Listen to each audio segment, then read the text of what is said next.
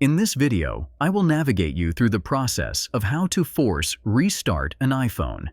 Before we start, please make sure to give this video a thumbs up. Also, remember to leave a comment and hit the subscribe button if you want to watch more videos like this one.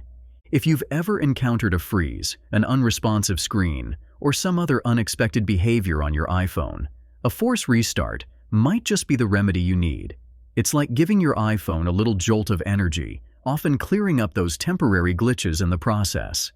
Now, the method for force restarting your iPhone can vary depending on the model you have. Let's break it down into the most common ones.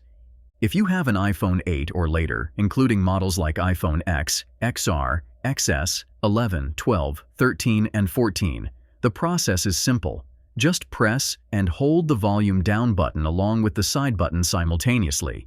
You'll then see the slide to power off option appear. Simply slide it to the left to force restart your device. For those with an iPhone 7, you'll find the power button and volume down button located on the side of your device. Press and hold both buttons simultaneously for at least 10 seconds. Keep holding them until you see the Apple logo appear on your screen. And if you're using an iPhone 6s or an earlier model, including the first and second generation iPhone SE, here's what you do. Locate the power button and the home button below the screen. Press and hold both buttons simultaneously for at least 10 seconds. Again, keep holding until the Apple logo pops up on your screen. That's all there is to it.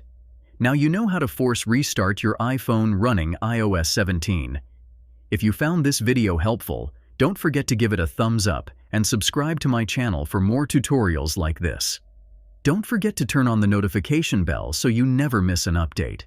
Also, check out my website, MediaMagnetGuide.com, for more helpful tutorials and resources.